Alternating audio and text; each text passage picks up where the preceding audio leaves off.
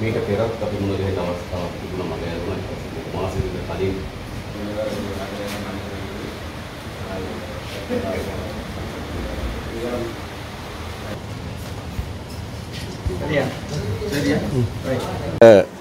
அனுரா சகோதரர் சொன்ன ஒரு பகுதி சகோதரர் சந்திரசேகரர் சொல்லாமல் விட்டுவிட்டார். தமிழ் பேசுகிற மக்கள் தமிழ் மக்கள் தங்களுடைய விடயங்களை தீர்மானிக்கிற உரித்து அவர்களுக்கு இருக்கிறது. அதை நாங்கள் ஏற்றுக்கொண்டிருக்கிறோம் என்பதையும் அவர் சொல்லியிருந்தார்.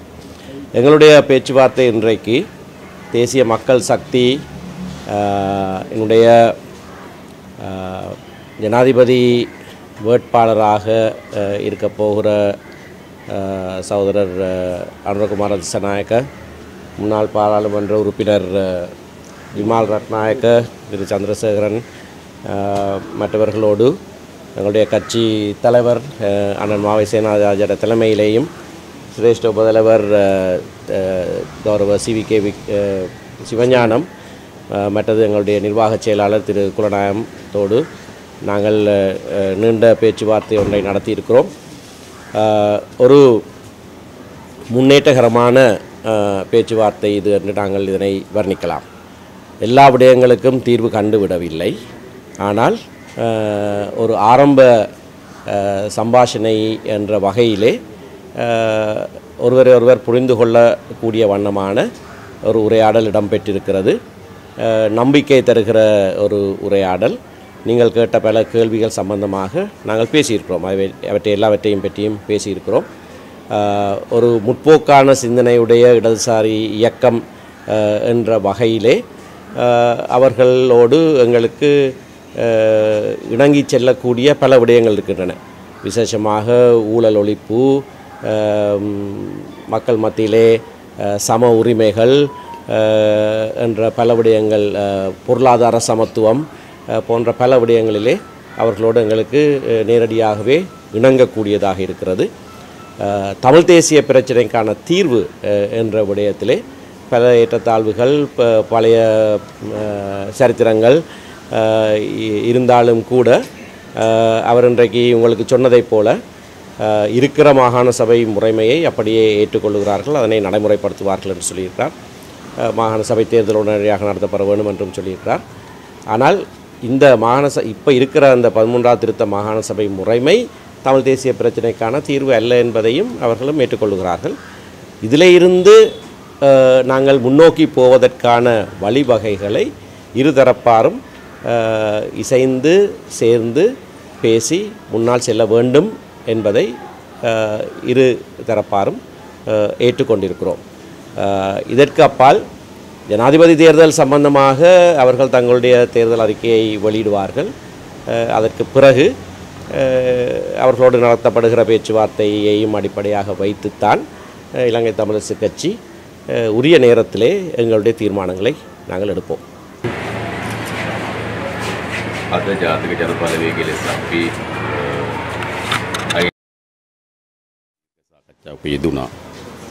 විශේෂයෙන්ම රටේ මතුවලා තිබෙන තත්ත්වයක්, රටේ ආර්ථික තත්ත්වයක්, දේශපාලන තත්ත්වයක් පිළිබඳ අපි සාකච්ඡා කරා. ඒ වගේම විශේෂයෙන්ම අපි ජාතික සමගිය නිර්මාණය කරන්නේ කොහොමද? කියන අපේ රට තවදුරටත් ඉස්සරහට යන්න බෑ. එකිනෙකා ගහමරා ගන්න, එකිනෙක අතර සැකය, අවිශ්වාසය, ක්‍රෝධය තියාගෙන අපිට ඉස්සරහට යන්න බෑ. එනිසා අපි ජාතික සමගිය නිර්මාණය කිරීම සඳහා ගත යුතු ක්‍රියාමාර්ග පිළිබඳ අපි දීර්ඝ ලෙස සාකච්ඡා කරා.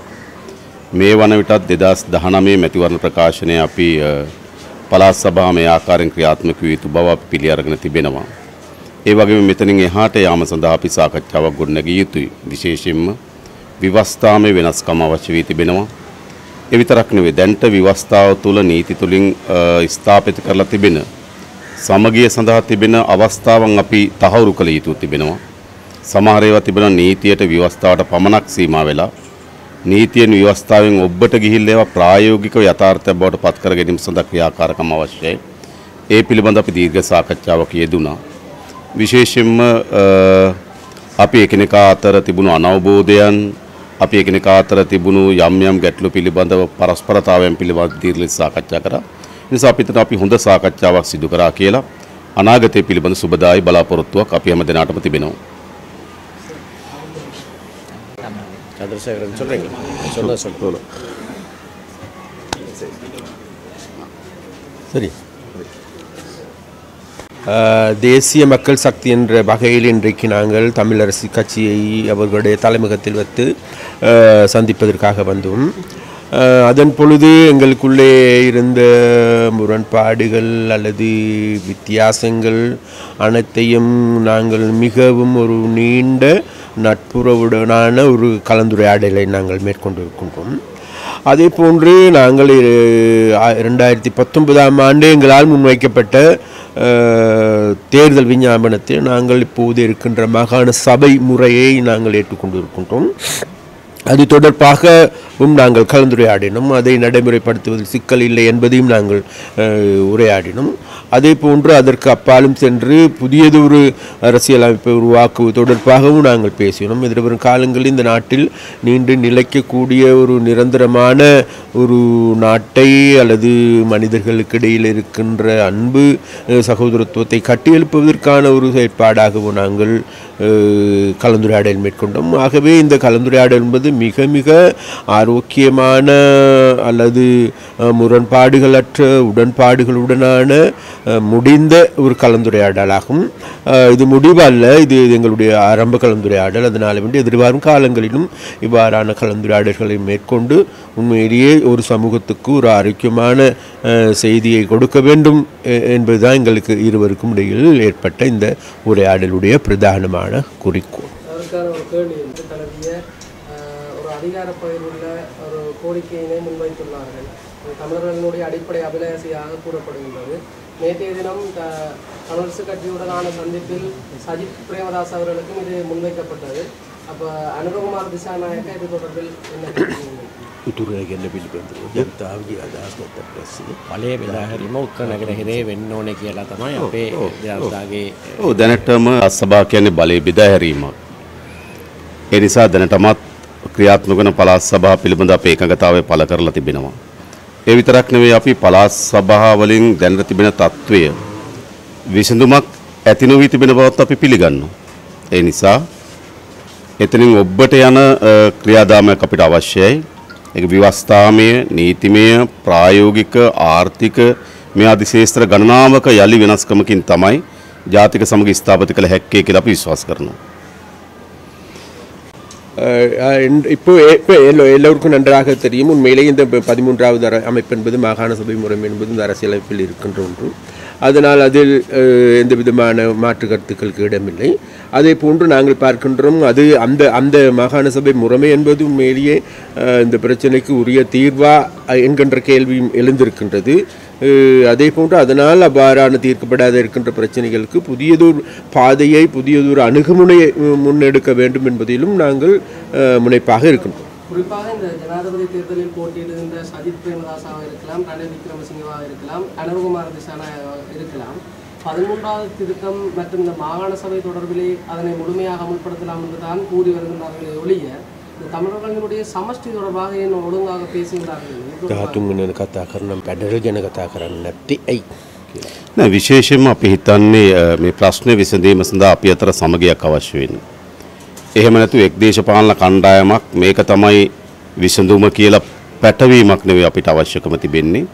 ඉදිරියේදී අපි අතර වෙන දේශපාලන සංවාදය සාකච්ඡාව හරහා තමයි හොඳම විසඳුම අපිට තෝරාගත යුතු වන්නේ. ඒතර අනිත් කණ්ඩායම් කියනවා හැබැයි කිව්වා වගේ මේගොල්ලෝ ආණ්ඩු කරලා තියෙනවා. අපි කියනවා නම් අපේ ආණ්ඩුවක් කරතේ කියන දේ කරන ව්‍යාපාරය. ஒன்று இன்றைக்கு எங்களுக்கு எல்லோருக்குமே தெரியும். மற்ற கட்சிகள் இங்கு வருகின்றார்கள், பேசுகின்றார்கள், சொல்லுகின்றார்கள். ஆனால் அவர்கள் இதற்கு முன்பும் ஆட்சி பீடத்தில் இருந்தவர்கள். ஆனால் நாங்கள் எங்களுடைய அரசாங்கத்தின் கீழ் நாங்கள் சொல்வதை செய்கின்ற கட்சி என்பதை சொல்கின்ற செயற்பாட்டை முன்னெடுக்கின்றவர்கள் என்பதை இந்த இடத்தில் நாங்கள் உறுதியாகவும் திடமாகவும் கூறிக்கொள்கின்றோம். அதே போன்று உண்மையிலேயே இந்த ஏனைய பிரச்சனைகள் தொடர்பாக உண்மையிலேயே அது ஒருவர் மீதான அதிகாரங்களை திணிப்பது பிரச்சனைக்கு தீர்வாக அமையாது என்பது எங்களுடைய நிலைப்பாடு. அதனால் இருசாராரும் அல்லது முன்சாராக இருந்தாலும் சரி அனைவரோடையும் பேச்சுவார்த்தையினூடாக ஒரு புதிய அணுகுமுறையை மேற்கொள்ள வேண்டும் என்பதே எங்களுடைய நிலைப்பாடு. குறிப்பாக மக்கள் மத்தியிலே வடக்கு கிழக்கினை பிரித்தவர் அனுரகுமார் திசாநாயக்க என்கின்ற ஒரு எதிரான எண்ணப்பாடு நிலவிக் கொண்டிருக்கின்றது. ஆகவே இந்த ஜனாதிபதி தேர்தல் நெருங்குகின்ற நிலையில் இவ்வாறான கருத்துகளுக்கு இவ்வாறான பதில் இருக்குமாறு අපි කියලා තියෙනවා ඒකටම කතා. ඇත්තටම ඉතිහාසයේ අපි එකිනෙකා අතින් සිදුවෙච්ච සිදුවීම් තිබෙනවා. ඒත් අපි කල්පනා කරනවා අපි ඉතිහාසයේ ජීවත් වෙමින් තිබෙනවද අනාගතය සඳහා දොරටු විවෘත කරගන්නවද?